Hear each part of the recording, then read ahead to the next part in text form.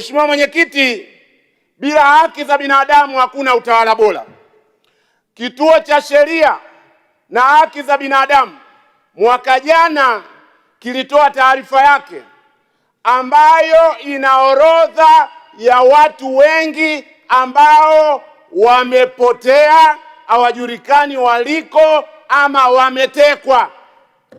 Taarifa hiyo ilitanguliwa na taarifa ya Chama cha Wanasheria Tanganyika. Na baada ya hapo mpaka sasa viko visa mbalimbali vya watu wanaopotea, watu wanaotekwa. Nilitarajia, kwa sababu hii ni Wizara ya Utawala Bora, ni lazima tupate pia commitment kwamba kutakuwa na usalama dhidi ya visa vya watu kupotea na kutekwa. Na ushauri wangu kwa serikali, orodha ya watu wanaotajwa, Balozi Humphrey Polepole, ndugu yetu Mlai na watu wengine wote waliotajwa katika ripoti zile, kwa ajili ya muda siwezi kuwataja wote, ni lazima tupate majawabu ya serikali. Pawe na uchunguzi huru dhidi ya watu wote waliopotea na kutekwa Tanzania. Hilo ni la pili nilitaka kulisema. Na ujumbe wangu wa kuhitimisha, kuhusu utaratibu. Mheshimiwa Katambi, taarifa.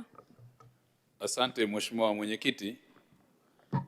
Pamoja na mchango mzuri wa Mheshimiwa mbunge, na nikiheshimu pia taaluma yake, amezungumzia kuhusiana na masuala ya kesi za TAKUKURU, lakini vivyo hivyo amezungumzia kuhusiana na mwenendo wa kesi za jinai. Naomba nimpe taarifa, nikitambua kwamba pia ni wakili msomi. Yapo mashauri ya jinai yanayoendelea kwenye mahakama zetu yanayohusiana na ubadhirifu na upotevu wa fedha za serikali. Na kwa sababu ya muktadha wa takwimu, pale utakapohitaji tutakupatia. Lakini vivyo hivyo kwenye tuhuma na shutuma za watu kutekwa na kupotea, zipo kesi ambazo tayari ziliripotiwa polisi, hatua za upelelezi zinaendelea. Lakini vivyo hivyo zipo kesi ambazo watu walionekana kusema wametekwa na baadaye ikagundulika ndivyo sivyo.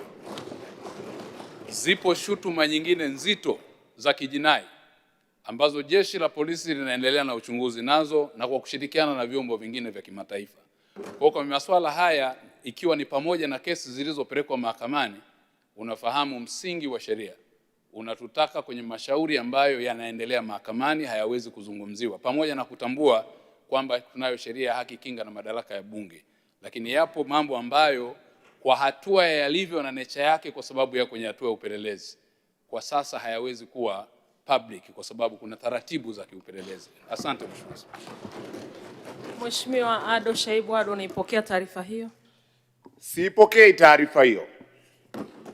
Na nitahitimisha kwa ajili ya muda. Naamini kwamba nitalindwa. Nahitimisha dakika moja tu Mwenyekiti, nahitimisha.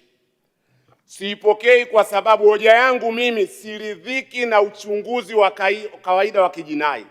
Nataka pawe na utaratibu wa Judicial Commission of Inquiry, uchunguzi huru, ili tujue Polepole yuko wapi, tujue Deus Soka yuko wapi. Sasa ujumbe wangu, muda wako umeisha. Ujumbe wangu Mwenyekiti, nimeongea kwa dakika 3 nikisimamishwa. Dakika 1 naomba Mwenyekiti, ili nitoe ujumbe.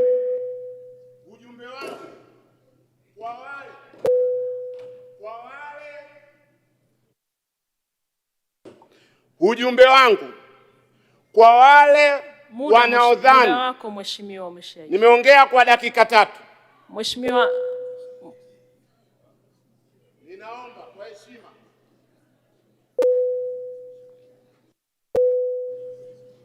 Nataka kuhitimisha, natoa ujumbe.